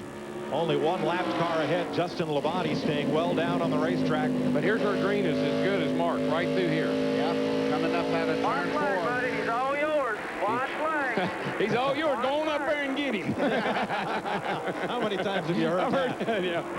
Now, down into turn 1, less than a car length. See right there. Down the back. He just loses that couple of car lengths off of 2. And that gives Mark that little cushion he needs. Okay. But what about Blaney? We just, all of a sudden, where'd he come from? Up to 3rd place. Kenseth may not get him. Here they come to the flag. They just don't have enough cars trying. For the 10th time, Mark Martin wins the Busch Series race at Rockingham. 6th time in the Fall Classic that he's won it. Green 2nd, Blaney 3rd, Kenseth 4th, Todd Bodine 5th, Johnny Benson, Kenny Wallace, Jason Keller, David Green, and Morgan Shepherd. Whoa, there's the bath. Where's Glenn? Oh, boy, he took his breath away. Absolutely took his breath away. That was really cool. Oh, man. Tony, have you got your breath yet, buddy? Congratulations. Great job. Wait a minute. Golly, thank you. This is a hard weekend. We've changed more springs than I think we had on the truck, but we've even had to go buy some. But these guys, they did it. We got probably the best team here, and I love all of them. Well, Tony, after you took the rubber out of the right wheel in the first pit stop, it looked like you didn't really have to adjust it after that. That was it. We come in this morning and went over and talked to Mark, and we changed 3 springs and put the rubber in there just for comfort, and that was all we had to change. We're going to let you go to pit road, maybe warm up, and you definitely get the coolest move of the race award. Mark Martin has won 40 Busch Series races. 25% of those wins have come right here at Rockingham. Like I say, you'd think sooner or later somebody else would figure this joint out, but he's got her dialed in, and I think he will just continue to do that as long as he wants to. 6th time he's won from the pole, the 4th time here that he's done that. 9 wins in his last 16 Rockingham Busch Series starts. Maybe we will have to call it Markingham. You hit it on the you hit the hammer on the nail. No, the nail on the hammer. Whatever. You hit your head on the hammer? I hit my head. Whatever. No, I haven't hit my head. Yeah. I was impressed with Blaney. I don't know where he came from. I mean, all of a sudden he's running 3rd. Great run. This is the guy that has the moment right now, though. Here's the man of the hour, Mark Martin, with Ralph Sheen. Hey, Mike Joyce says maybe we ought to call this Markingham. What do you think of that? Let's wait till after tomorrow. You had a pretty dominant car out there today. How stout was this machine? Real good on the long runs, but I kept seeing those laps dwindle down, and I knew that we were in trouble there at the end. That last 20 laps, it was all I could do to stay in front. I knew that we'd have trouble on the short run, but we had the Winn-Dixie tires set up for the long runs, and the tires worked great. Goodyear tires worked great today, and we got a lot of long runs. But it came right down to it. It was, I had to make sure that I didn't make a slip anywhere, and I had to run fast too, so I was reaching deep to get it. Now tell me about the car for tomorrow, from what you learned here today, maybe what you saw from the new pit road. Is everything going to be the way you need it? Well, I don't know. We won here last time with the Winston Cup car, but, that doesn't mean anything this time, and I didn't learn anything today that's going to help us tomorrow. But we've got a great Valvoline car there. The car works good this morning, and we'll find out a lot more during happy hour. All right, well, Mike, like you said, 2 poles, 1 win, 1 to go. This very well could be Rockingham. Well, Mark's got to go off for happy hour, and so does DW. Darrell, good luck tomorrow. Yeah, I do. And it's a great, fun race, and to come down to the end of it always amazes me how it comes down to 200 miles, you have a shootout at the end, and I love that. That's what makes this sport so great and kept me on the edge of my seat. How about you? Pretty neat deal. It is. I'll see you guys. Have fun tomorrow. Good luck tomorrow. Okay. So Mark Martin's in victory lane. Jeff Green and Matt Kenseth pick up a lot of points on Dale Earnhardt Jr. We'll be right back to Rockingham. This TNN Motorsports presentation of the K-Mart 200 has been brought to you by AC Delco Automotive Parts. If you're not asking for it, you're asking for it. Let's join Larry McReynolds with a couple of fellows who made some big gains today. Well, Mike, I'm with second place finisher Jeff Green. Jeff, one thing catching him, another thing trying to pass him, wasn't it? Yeah, Mark was awesome, and he made my car a little bit tight when I got behind him. I could have turned him out of the way, but he wouldn't drove me that way. He had a great car.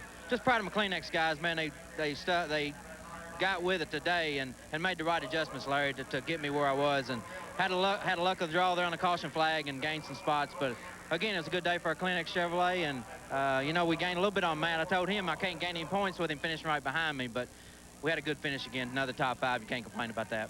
I was just fixing to say, keep talking about Dale Earnhardt Jr., Matt Kenseth, Jeff Green, and now this championship yet, is he, with 3 to go? Well, if we'd got to run this race earlier in the year, we'd have been okay, but we're just going to try to keep winning races and try to keep running in the top 5 for Kleenex and Chevrolet and Progressive Motorsports. They've been awesome to me this year and rejuvenated my life for my racing career another year. So we're looking forward to next year, but again, we can win 3 more races yet, so we're looking forward to that. All right, well, that's the second place finisher. I'm going to walk about 5 feet over here. I almost felt like a member of your crew today. I spent all day in your pits, kind of an up and down day, but come home 4th and you did what you had to do today. Well, if you're in the pits the whole time, I wish you would have gave us some ideas to get that thing running a little faster, but it was a pretty good day for the DeWalt Chevy. Never quite had a handle on it. We were way too tight in the beginning. Middle run was pretty good, and then we were way too tight there again at the end. So this place has a way of playing games with you. It's one way in the beginning of a run, a different way at the end of the run, and just never quite hit it. But it was a good solid day. We got a top 5 out of it, so I'm happy with that. I know you keep downplaying it, but it's my job to talk about it. Chopped on them points a little bit today.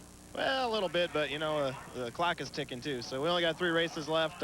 Just got to run the best we can and try to win them races. Go out every week and try to win, and let's see how it shakes out. Well, that's the story from the 4th place finisher. Now I'm going to go and do happy hour, and I've got to figure out how to tell my wife I'll be in Memphis next week. I wouldn't miss it for the world, guys. Thanks, Larry.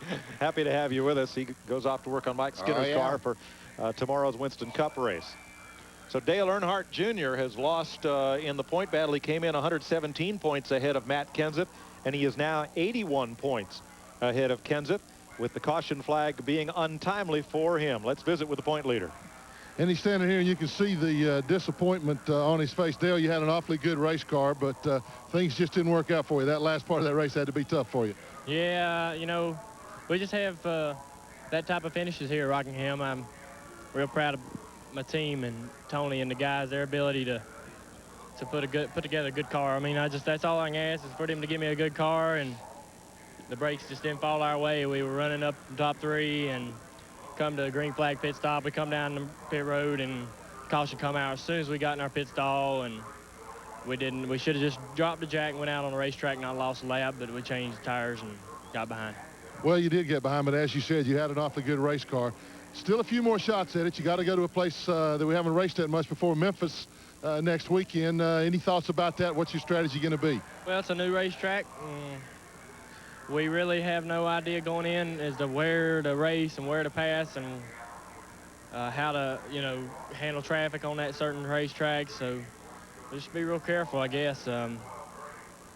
It's getting kind of interesting. We're going to 2 new racetracks, and either one of us could be good at them or we could be bad at them. So it's just anybody's deal right now.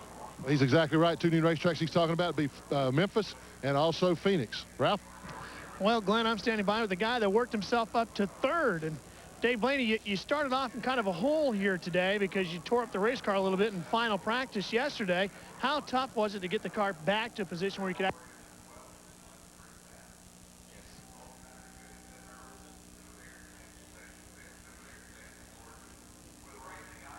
Our apologies to Dave Blaney, but technical problem there with Ralph's microphone. Let's show you the order of finish for today's race. Mark Martin, Jeff Green, Dave Blaney, Matt Kenseth, Todd Bodine, 4th. They're up in the top 5 in these point standings as well. Johnny Benson had a great run from 31st to finish 6th. Kenny Wallace, Jason Keller, David Green, and Morgan Shepherd 10th. Back through 12th place, Tony Raines were on the lead lap. Earnhardt Jr. led the group that was 1 lap down at the finish. Those next 2 Busch Series races will be on TNN. Memphis next weekend, and then Phoenix out in the desert. 3 races to go to decide the NASCAR Busch Series for 1999. Well, we talked at the top of the show about how this is the time of the season when every point counts. And a big swing in the point standings today, with now Dale Earnhardt Jr.'s lead dropping from 117 points over Matt Kenseth to just 81 points as we head for Memphis. Jeff Green also closed in on the lead. He's now 215 points out. Todd Bodine has a slim chance. Then it's Sawyer, Purvis, Keller, Blaney, McLaughlin, and LaJoie. We'll be back to the North Carolina Speedway here at Rockingham in a moment. You're watching the NASCAR Busch Series on TNN Motorsports.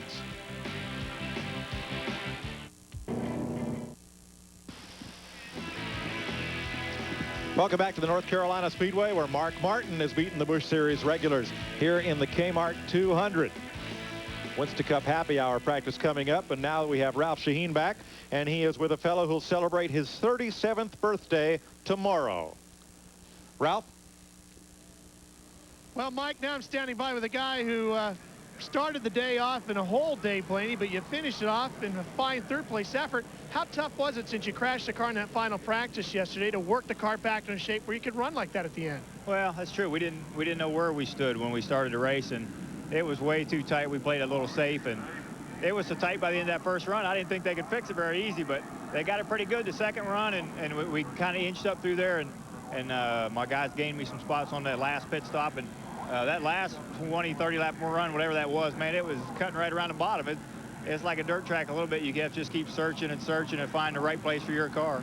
I've seen you find high grooves and low grooves. Nice run today, Dave Blaney. Now we'll move over here and find the guy that had a pretty good run as well to make your way back up to 5th, but you were right up in the thick of things. What ended up taking you back out? Well, right in the middle of the race, we over-adjusted the car. It was a little too tight in the middle, and we freed it up by 1 pound of air pressure, and it was too much. And we backed up for a ways there, and then we pitted under green, and the caution come out. Just bad luck. Lady luck wasn't shining, but Phillips 66 crew never gave up. Donnie made the right calls at the end. We came back in for tires. We got a lap back on that yellow. Had to come from a long way back, come from 12th to get to 5th. Wore my car out getting there and didn't have anything left for Matt. But, it's a good weekend. Phillips 66 car ran well. We qualified good. We're trying to work on our qualifying. As you know, it hadn't been that good this year. So this weekend was real good. We're trying to work on that. Our race stuff's been good all year, so we'll just go to the next race at Memphis. We tested out there and ran real well, and hopefully we can get one out there. Speaking of birthdays, let's mention the 19th finisher, Dick Trickle, celebrates his on Wednesday. If they put all those candles on the cake, the fire department will be there for the party, too. Well, driver crew chief communication is so important, as we saw here today with the spotters involved as well. And Matt Kenseth, who finished in the 4th position and carved into Dale Earnhardt Jr.'s point lead, he and Robbie Reiser. 3 races remaining. The contenders in Top Fuel know that